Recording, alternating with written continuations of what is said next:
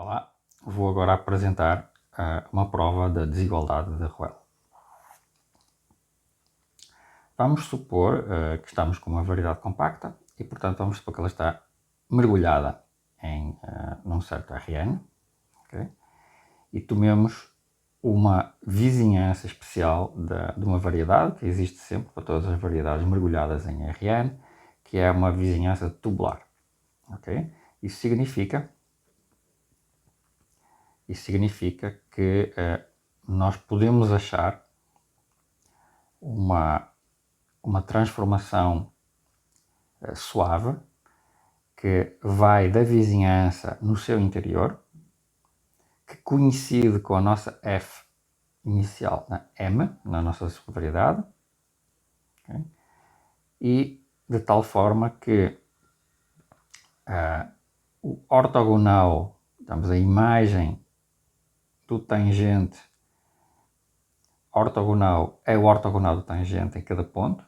Significa que a nossa transformação F0 ela preserva as direções ortogonais ao espaço tangente e nessas direções ortogonais ao espaço tangente ela é uma contração uniforme.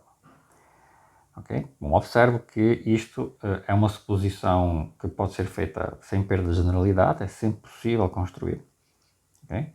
Porquê? Porque eu posso sempre mergulhar qualquer variedade de dimensão finita em algum espaço euclidiano, esse é o teorema de mergulho do Whitney, e podemos obter uma vizinhança tubular normal da M, da nossa subvariedade mergulhada, ou seja, o que é essa vizinhança tubular normal? É um dífio, isso é infinito, essencialmente, com a mesma, enfim, é um dífio IRL, que podemos assumir isso infinito, um dífio dessa vizinhança, uma certa vizinhança W0 em U, que leva XU em X mais U, onde o W o W0 é uma vizinhança da seção nula do fibrado normal da M em U. Okay? É sempre possível construir, isto é um resultado de topologia diferencial, que vocês provavelmente também podem encontrar em geometria diferencial, isso é extremamente útil. Okay? Então está dizendo que está dizendo que existe uma projeção especial, uma vizinhança da M na M, existe uma projeção, de tal forma que para cada W em U, para cada W, digamos, numa vizinhança, que é uma subvizinhança de U, o π de W é simplesmente o ponto da variedade mais próximo do W. Ou seja, eu pego um W perto da M e eu projeto na M de tal forma que a linha que liga o π de W ao W é perpendicular a M. Ela é sempre ortogonal ao espaço tangente do ponto πW. Okay? Então é sempre possível definir essa transformação desde que M seja uma variedade mergulhada no Rn. Okay? Logo, se isso é verdade, então, para qualquer W numa vizinhança da M, eu posso escrever o W como uma soma x mais U, em que o x é um ponto de M e U é um vetor ortogonal ao espaço tangente de M do ponto x. Então, qualquer ponto da vizinhança eu posso identificá-lo como um certo ponto da variedade mais um vetor ortogonal. Okay? A partir daí, se eu tenho essa construção, que é uma construção consequência de geometria, de topologia da variedade, de facto, agora, se eu tiver a minha transformação F, que é a transformação de M em M, original, okay, eu posso definir agora uma transformação nessa vizinhança tubular da seguinte forma. Para cada x e U, x ponto da variedade, U direção ortogonal ao espaço tangente em x, para cada xu, e eu defino a imagem como sendo f de x, e a segunda coordenada é uma contração do u, ρ0 vezes u, em que ρ0 é uma constante de zero, por exemplo, ρ0 igual a 1/2. Okay? E a partir daqui, eu posso definir uma f0 simplesmente fazendo uma mudança de coordenadas com aquela identificação que eu tinha atrás, aquela φ, aquele diffeomorfismo especial que faz a projeção. Fazendo esta identificação, eu tenho uma transformação definida de uma certa vizinhança da variedade. Okay? Com o ρ0 igual a 1/2, nós podemos dizer que o f0 é suave, é enviado dentro da sua imagem, satisfaz esta condição aqui, o fecho da imagem está contido na própria imagem por causa da contração. E mais ainda, que uma vez que ele está contraindo todas as direções ortogonais à variedade, então qualquer ponto no U vai eventualmente convergir para M, né? Porque a componente ortogonal à variedade vai convergir para zero. Então, M pode ser vista como o maximal invariante nesta vizinhança. Certo? Ou seja,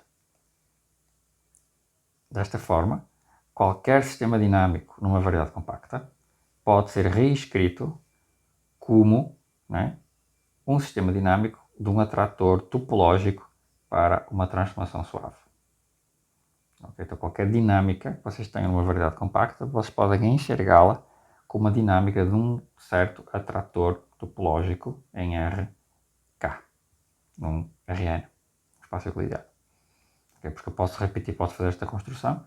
Se eu tenho uma variedade compacta, dimensão finita, eu posso mergulhá-la num Rn, e a partir daí posso pegar na sua variedade, na sua vizinhança tubular, né, e fazer esta construção. Okay? Então eu posso fazer de conta que a minha variedade está contida num Rn e que a minha dinâmica é a dinâmica de um atrator. E o maximal invariante vai ser exatamente a minha variedade. Okay? Então eu posso sempre assumir isso quando eu começo com uma dinâmica numa variedade compacta. Bom, em seguida nós vamos ter que trabalhar com entropia, né? Então vamos trabalhar com partições de alguma forma. Então vamos escolher uma partição especial de cubos do nosso Rn, RL, aqui nesta notação, e nós vamos fazer o seguinte. Nós vamos tomar números inteiros aqui, Q1 e QL são inteiros, reais ou positivos ou negativos, e vamos olhar os cubos que têm lados de comprimento 1 sobre n, né? E cujos lados vão de Q1 sobre n a Q1 mais 1 sobre n, etc. QL sobre n até Q1, QL mais 1 sobre n, para todos os possíveis escolhas de Q1, QL. E vamos chamar esta partição de Pn. Okay? E vamos também observar que estas partições são cubinhos do RL, okay? E vamos escrever a fronteira do Pn como a união das fronteiras dos cubinhos, que essencialmente são planos paralelos aos planos coordenados do RL. Okay? Então, uma ideia muito importante é que nós podemos assumir, sem perda da generalidade, que a minha variedade, a variedade M, intersecta este bordo destes cubos, num conjunto de medida nula, em relação à medida de probabilidade invariante que eu quero estudar. Porquê é que eu posso assumir isso? Bom, simplesmente porque cada plano, né, cada plano paralelos a estes coordenados, ele essencialmente vai ter, para quase todos os planos, ele vai ter medida nula em relação à medida μ. Porquê? Observem o seguinte. Para cada N e para cada J entra um L. Esta união é disjunta e é não enumerável. Qual é esta união? Estou olhando o seguinte, estou olhando o conjunto dos pontos em RL, de tal forma que cada ponto, cada coordenada, okay, cada coordenada tem K sobre N, ou seja, cada coordenada é deste tipo, é do tipo de coordenadas que define o bordo dos cubos, mais alguma translação, uma translação V. Okay? Então, o que eu estou fazendo aqui é olhar para estes cubos, este Pn, okay? E eu estou transladando cada cubo, estou transladando por uma pequena translação V. Okay? Como eu estou somando V em cada coordenada, okay, o que está acontecendo aqui é que eu estou transladando os cubos por um vetor V na diagonal em RK. Mais precisamente, eu estou considerando o seguinte, estou considerando Pn mais V vezes 1, etc. 1, ok?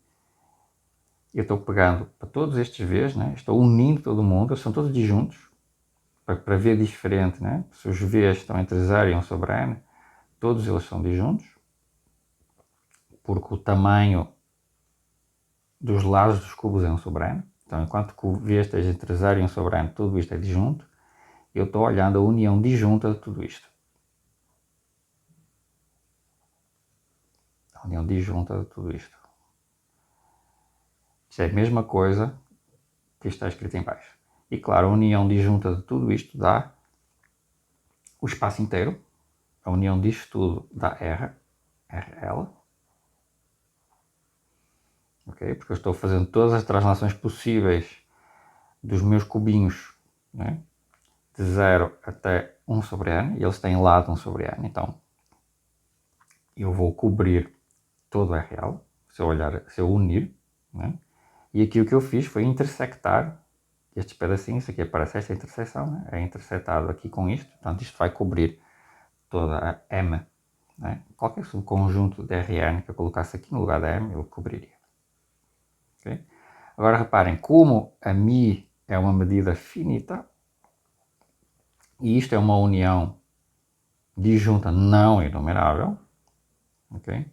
Então no máximo um conjunto enumerável da união pode ter medida positiva. Okay? No máximo um conjunto enumerável pode ter medida positiva.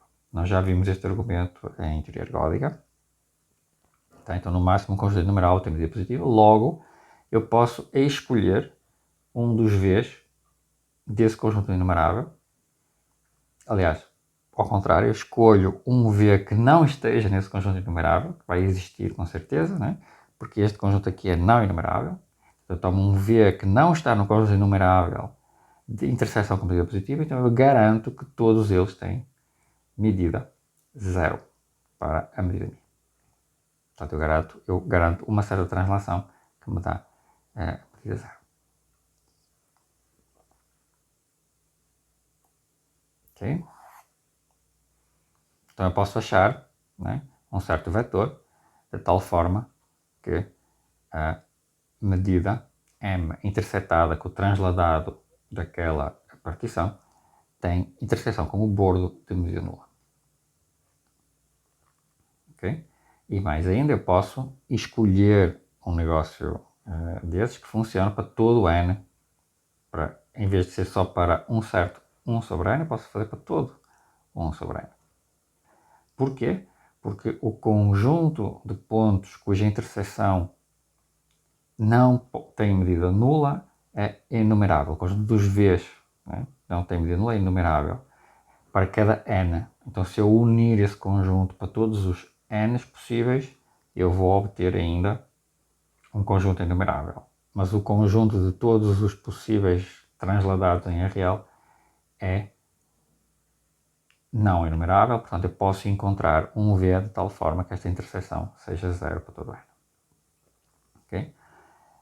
Então, isto é um translado da partição, mas eu posso agora inverter, posso simplesmente transladar a M, né, pelo mesmo V, assimétrica a relação, e no que segue eu posso então assumir que a medida da interseção da minha variedade com os bordos da partição é zero. Em seguida, nós aproveitamos para definir agora esta contagem. Eu vou pegar num elemento, num átomo da partição Pn, vou calcular a imagem dele pela transformação F, okay?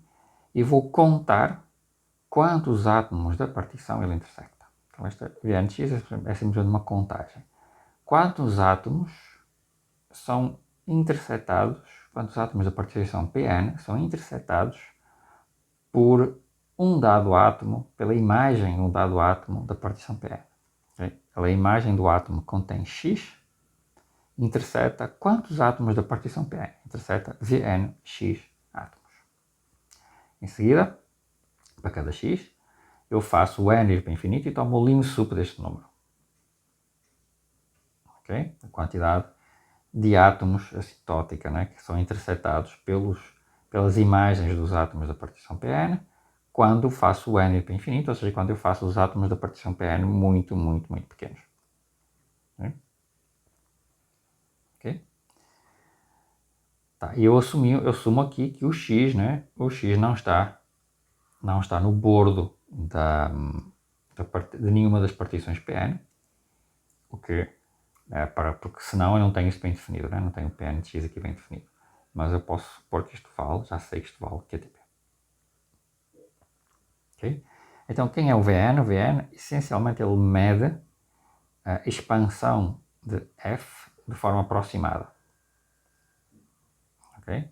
É mais ou menos a taxa de expansão do diâmetro de P, de um certo elemento P, de um átomo da partição, perto de um dado ponto X. E o V de X, o limite, o lim sup, vai medir essencialmente a expansão infinitesimal da função f perto de x. Essa é a intuição que está por trás disso aqui.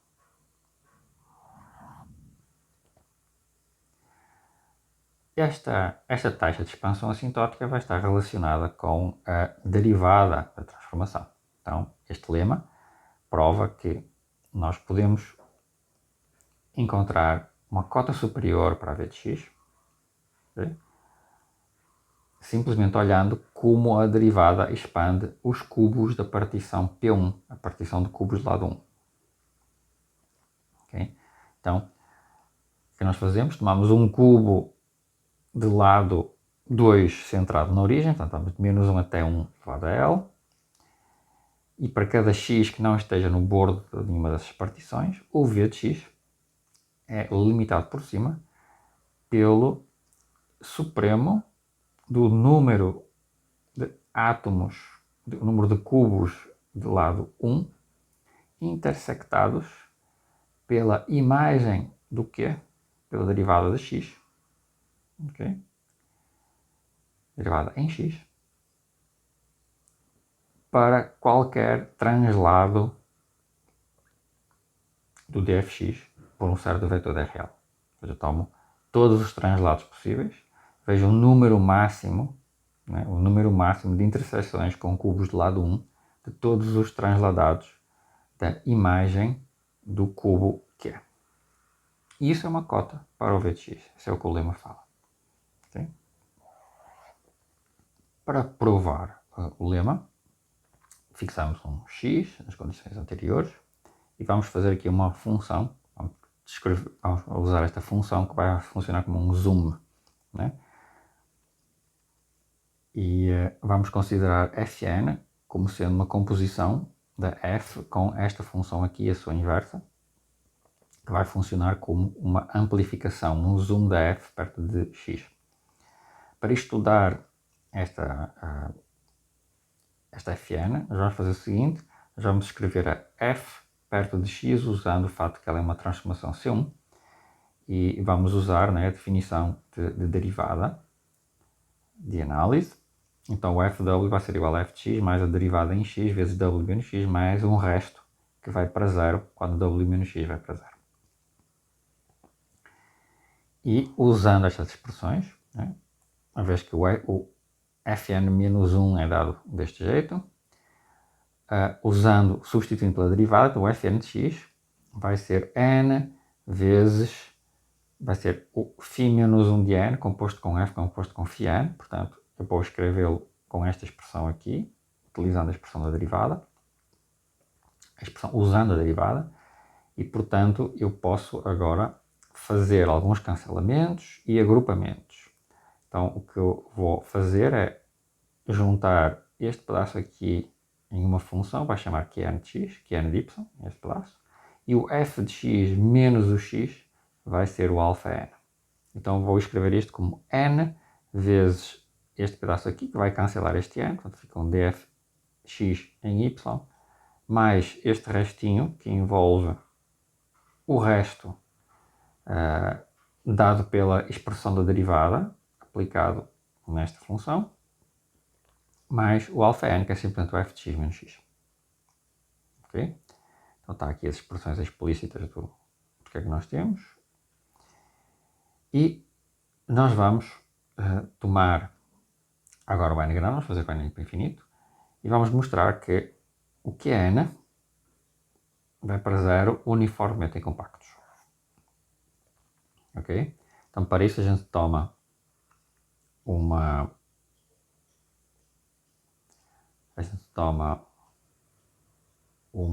inclusão, tomamos um R que contém o L,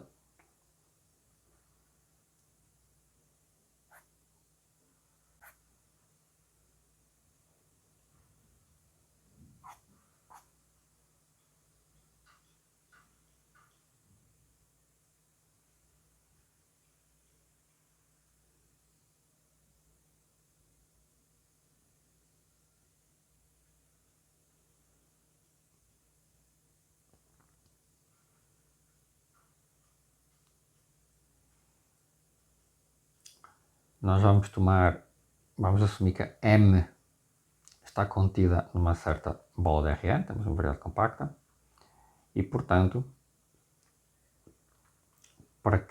nós podemos assumir, né, que y sobre n é menor que delta para n grande, e para todo o y na variedade. Okay? Então, por definição da aplicação P, nós podemos dizer, né, que esta aplicação, então P de 1 sobre n y mais x, e ele vai ser dominado por epsilon vezes a norma disto aqui menos x, né, por definição desta aproximação aqui. A partir daí, né, então eu posso dizer que n vezes o P 1 sobre n x y mais x é menor ou igual que epsilon r, né, ou essencialmente o Qn de y menor que epsilon r para todo o y na minha variedade, para todo o y em M. Portanto, o Qn vai para zero uniformemente em conjuntos limitados. A comutatividade do diagrama, relacionando f com Fn, implica que a imagem do Pn de x interseta um certo átomo de P, se e só se, né, a imagem do Fn no Fn-1 do átomo interseta o Fn-1 do átomo P. Okay? Mas o φn-1 de P é apenas um elemento da partição movido, transladado por algum vetor y0 em R. Okay? E mais ainda, ele tem que estar contido no Q. Okay? Por construção da Fn. Okay? Porque eu estou olhando um átomo, não é? E eu estou puxando para trás pelo φn, então ele vai cair automaticamente no conjunto Q, porque, não é? Porque o P está interceptando o F de Pn de X. Okay? Então o F menos 1 de P tem que interceptar este Fn e, portanto, ele tem que estar no conjunto Q. Portanto, isso significa que o Vn de X pode ser enxergado como o conjunto dos P's na partição inicial, tal que o Fn de Q intersecta algum P a menos de uma certa translação. Okay? Porque é isto que nós estamos usando aqui para pegar no P.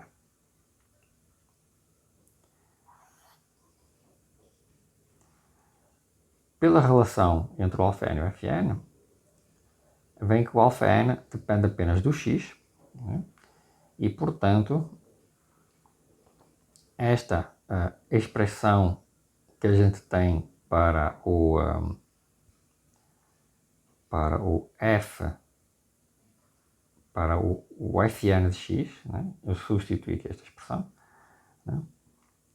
Para Fn de x, e agora, né, eu posso substituir, né, este y0, posso substituir por o z, o y0 igual a φn, uma vez que isto aqui só depende de x.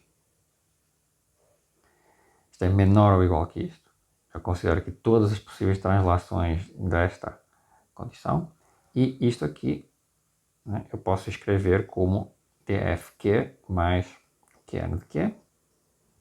E como eu sei que o qn vai para zero em compactos, né, vem que o lim_sup do Vn de x é limitado pelo que nós já queríamos, né? Porque isto aqui fica arbitrariamente pequeno e, portanto, eu posso dizer que o lim_sup é dominado por este supremo aqui. Isto completa a prova deste lema. Tomando uma vizinhança compacta de M, né, onde a gente tem o Qn de x menor ou igual que 1, para um certo n grande, okay? Ou seja, o Qn no cubo que está, por exemplo, na bola de tensor de raio 1, okay? Podemos sempre fazer isso. Então, tomando eta o máximo do dfx, na variedade, automaticamente nós temos que o dfx do q está contido em eta vezes q, porque o eta é uma cota superior para o dfx, para a norma do dfx. E lembra que o dfx é uma aplicação linear, né? E o q é uma vizinhança de origem. Né? E, portanto, o dfxq mais o qn de q vai estar contido em eta mais 1 vezes q, por causa das duas relações anteriores, para um n grande. Okay? Portanto, isto implica, se nós olharmos atrás, que o Vn de x é dominado,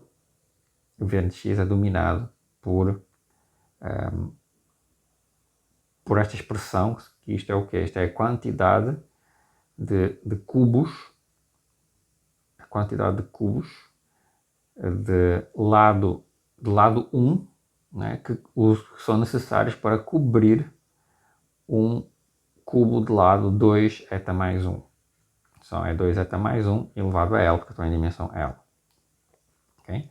Então isto dá-nos automaticamente esta cota. E como este eta não depende do n, okay, então nós vemos que o Vn e, portanto, o V, que é o lim_sup de Vn, eles são limitados QTP em relação a mim. Né? Okay? Isso é importante para vermos esta desigualdade aqui. O próximo lema, que é uma cota para a entropia, que diz que a entropia da F, né, em M em relação à partição de M induzida pela Pn, ela é dominada pelo integral do log do Vn de x. em relação a μ. Como é que a gente prova esta relação? A gente simplesmente usa uma relação para a entropia. A entropia, para uma certa partição, é a mesma coisa que a entropia condicional, né, da pré-imagem dessa partição restrita em relação à partição.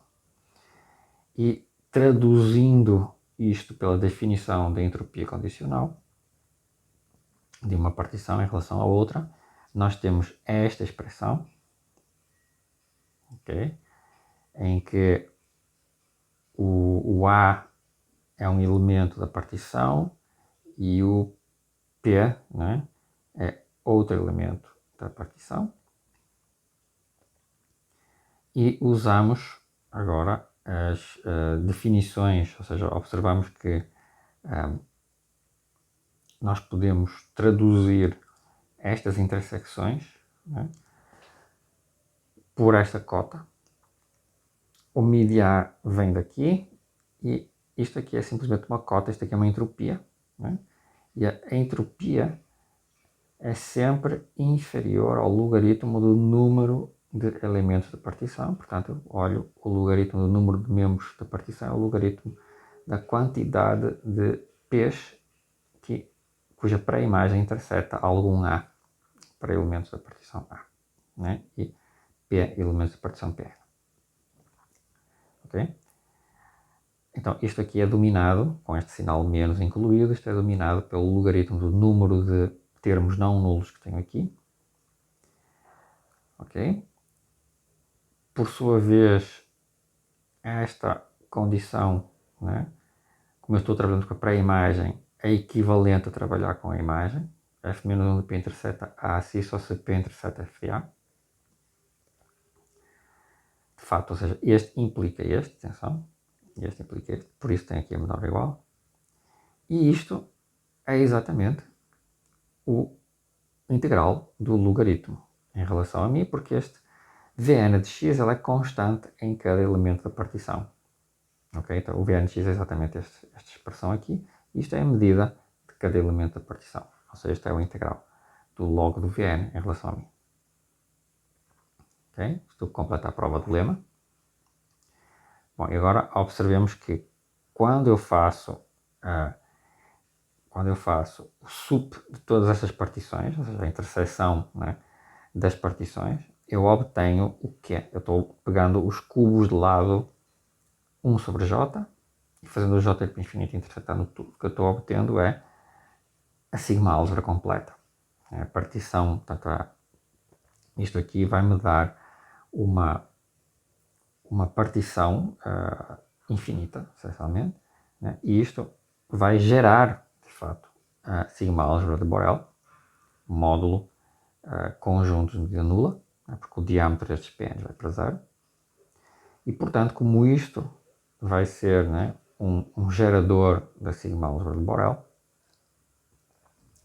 nós vamos obter o quê? Nós vamos obter que a entropia da F restrita a M vai ser o limite da entropia nestas partições. Okay? E isso é dominado, por causa da desigualdade anterior, pelo lim sup do integral do log de Vn de x. Né? E como o log de Vn, como o Vn de x é limitado uniformemente, né? Então eu posso passar o limite para dentro do integral. Okay? E isto é exatamente o v de x. Okay? Isto porque, como isto é limitado, eu posso usar convergência dominada. Então tenho que a entropia é dominada pelo integral do log do v de x em relação a μ de x. A partir daqui, eu preciso trabalhar com potências da transformação. Então eu vou escrever Vn de x para a mesma quantidade de v de x calculada com Fn no lugar de f. Okay?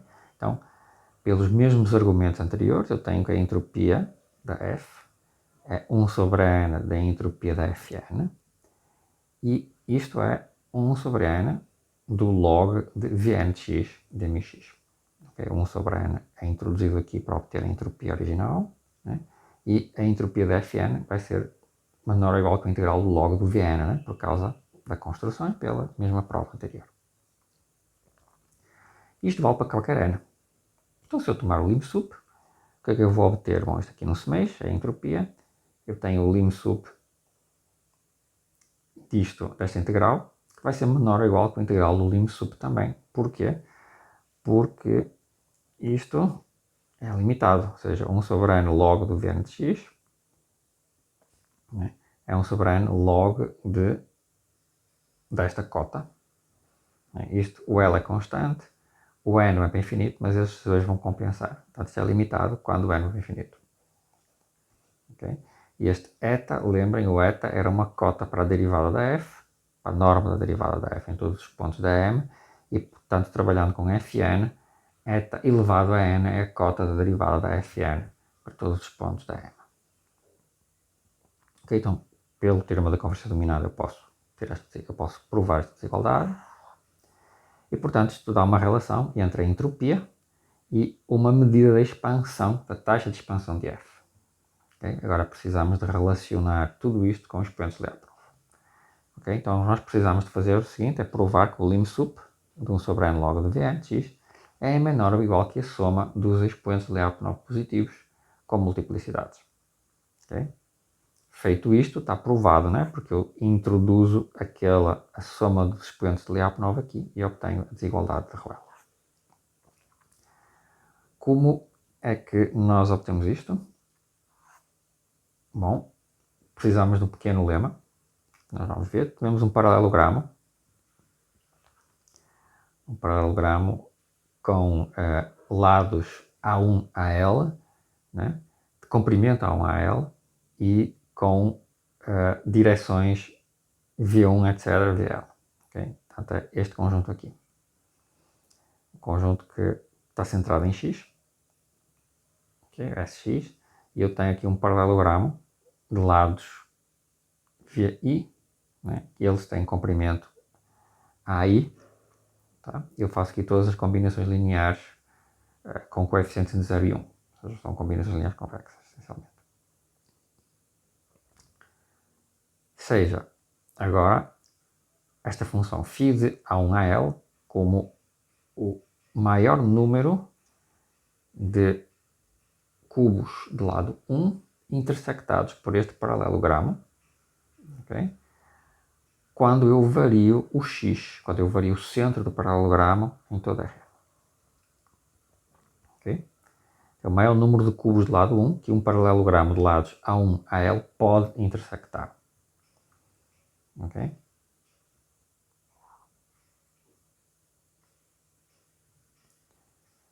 A afirmação diz que este lema diz que existe uma certa constante de tal forma que esta função φ é essencialmente o produto dos AIs, a menos uma constante. Okay? De fato, por que é que isto é verdade? Bom, imagina que eu olho para o φ de A1, etc, a L e multiplico o AI por N. Okay? Então, se ele intersecta um certo número de cubos com A1, etc, a L, se eu multiplicar um lado por 2, por 3 ou por 4, ele vai intersectar o dobro, o triplo ou o quádruplo de cubos no máximo, né? Então, eu devo ter que o φ de A1, etc, AL com o AI multiplicado por N dominado por N vezes o φ de A1 a L. Okay? Mas então, o φ de A1 a L vai ser com certeza menor ou igual que o φ da característica de A1 mais 1, característica da L mais 1. Tudo isto são números inteiros. E agora uso a relação anterior para dizer que isto é menor ou igual que φ de 1 vezes o produto dos números inteiros, característica da I, mais 1, de 1 até L. Okay? Mas olhem só, se o AI for menor do que 1, isto aqui é 0. E portanto fica com o fator 1. Então isto é a mesma coisa que o produto de AI mais 1, característica de AI mais 1, quando AI é maior que 1. Okay? Porque o AI igual a 0 simplesmente dá o fator 1. Certo? E, portanto, eu posso dizer que isto é, de fato, menor ou igual que o produto de 2AI para AI maior que 1. Porque para AI maior que 1, a característica de AI mais 1 é menor que 2AI. Okay? Então isto fica 2 elevado a L vezes φ de 1 vezes o produto dos AIs. Ok? Isso é a nossa constante. Certo? Além disso, este φ 1, né? Qualquer que seja a escolha dos V1s, VDs, né? Ele é dominado por 2 elevado a L. Ok? Porquê? Porque, seja quais forem os V1s, VDs em RD com norma 1, né? Eu posso obter uma cota para o número de interseções. Ele no máximo vai intersectar 2 cubos em cada direção. Portanto, eu tenho 2 elevado a L cubos. Então, tenho uma cota uniforme para este produto. Agora, como é que nós aplicamos isto ao nosso caso? Eu fixo uma base ortonormal do RL, de tal forma que os últimos, ou seja, os vetores de D mais 1 até L, em que D é a dimensão da M, né? Os últimos vetores estão no espaço tangente, no ortogonal do espaço tangente, okay? E os primeiros vetores formam uma base dos f de x do teorema de Euler-Hertz, ou seja, são uma base normal. Okay? Tomo Q0, um paralelogramo de lados paralelos aos U1, UL, que contém o nosso Q, certo? E pelos lemas anteriores eu tenho que o Vn de x, que é dado por isso aqui, por definição, vai ser menor ou igual que a imagem, substituindo aqui o Q pelo Q0, sendo Q0 o paralelogramo com lados paralelos a estes vetores especiais, né? Que contém o Q. Então, Q0 é um pouco maior que o Q, então tem esta desigualdade. E a partir daqui, este número, pelo que a gente viu, é menor ou igual que uma certa constante, vezes o produto do comprimento das imagens dos UJs, sempre que isto aqui é maior que 1. Okay? Estes AJs vêm de onde? Estes AJs vêm do ajuste. Eu tomei aqui uma base normal, né? E eu preciso de, para garantir que eles contêm o Q, para garantir que este Q0 contém o Q, eu posso ter que aumentar um pouquinho o comprimento dos UJs. Okay? Mas só me interessam os casos em que eles, para n grande, ficam maiores do que 1, pelo lema anterior. Okay? Mas como nós temos contração assintótica nas direções ortogonais ao espaço tangente da M, no espaço RL, né? E também temos contrações, né, nos subespaços com expoentes Lyapunov negativos, então, né, ao calcular este lim_sup, eu vou obter esta expressão, com isto aqui maior que 1, ok? Mas então, né, para n grande, passando o logaritmo com este produto, fica a soma destas médias, isto aqui, né, isto aqui vai convergir para quê? Quando isto é positivo, para n grande, eu vou ter o expoente positivo de direção UJ, né?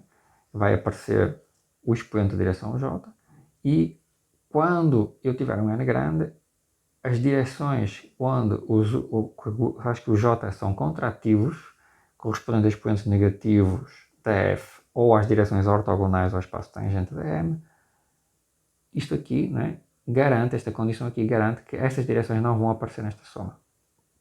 Então, quando n é infinito, isto vai convergir exatamente para a soma dos expoentes de Lyapunov com as respectivas multiplicidades que vão aparecer aqui repetidas. Ou seja, dá esta soma. Ok? Lembrar também que os vetores que têm o expoente de Lyapunov 0, né, nós temos que isto aqui é 0. Portanto, isto aqui desaparece. Né? Então, os que têm expoente de Lyapunov negativo não vão aparecer aqui para n grande. Os que têm expoente de Lyapunov 0 podem aparecer, mas depois este aqui, este limite aqui, este aqui vai estar 0. Esta parcela vai para 0. Certo? Então nós vamos obter exatamente o que a gente queria. Certo?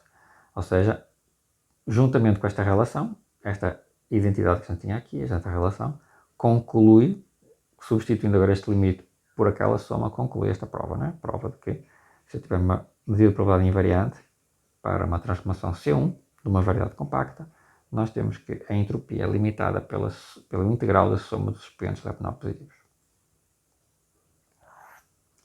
Em seguida, vamos ver a prova da fórmula de Bézin, seguindo a prova que está apresentada, que foi apresentada pela manhã, que está inclusive no livro de teoria ergódica de manhã.